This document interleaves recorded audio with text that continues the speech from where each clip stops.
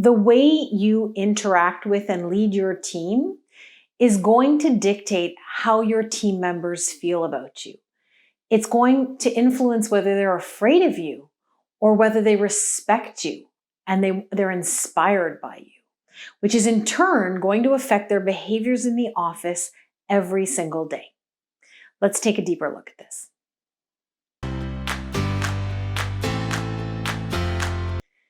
People often lead from a style that just comes to them naturally. It's part related to how we were raised ourselves as kids, because there's so many parallels between parenting and leadership. It is in part stemming from the experiences that we have had ourselves in the workplace working for other people, and we emulate leadership styles that we aspire to, or those that we've just been exposed to quite a bit.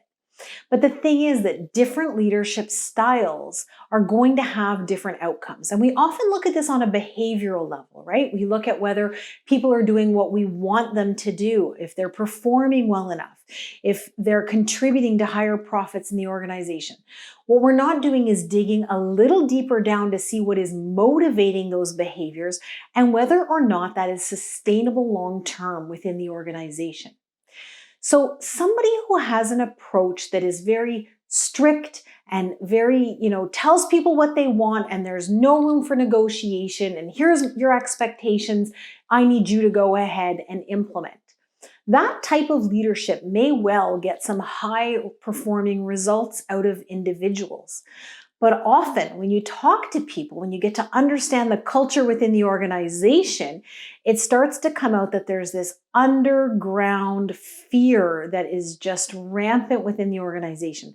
And so yes, people are doing what's expected of them because they're terrified to get reamed out in front of their team. They're terrified to lose their job. They're just terrified of doing something wrong because the climate is one where you're told what to do and you're expected to do it. No errors, no questions asked.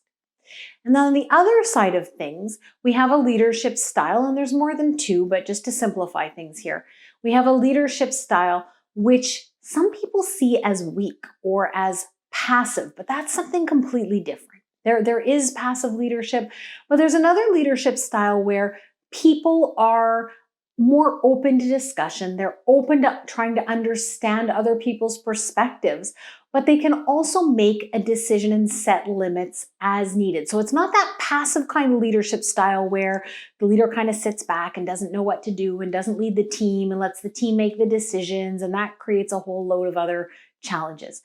But in between these two extremes of very aggressive, dictatorial almost leadership and very passive leadership, there's this in between where people can listen and hear what you're saying, and then they can take that information in and still take that responsibility they have as a manager or as a leader to make the decisions that they feel need to be made for their team.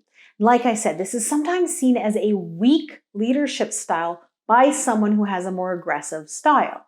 But in reality, that ability to step back and to not be in that, hierarchical, I know what to do, I'm going to tell you how to do it, and your job is to execute type of relationship leads to a relationship of much higher respect between the person leading the team and their team members.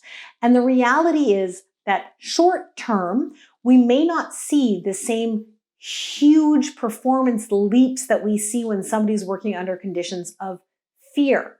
However, long term, that is going to get to much, much higher performance, higher productivity, lower rates of burnout, fewer absenteeism days.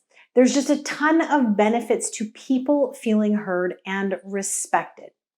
And so when you're looking at how you're leading the team, and how your team is performing in relation to your leadership, or perhaps the leadership of somebody that you're supervising, you want to look beyond just the behaviors. You want to look at what the leadership style, how people relate to that, and how it is impacting their performance. Because at the end of the day, if you're using a style that's not sustainable, that's going to cost you huge in the long run.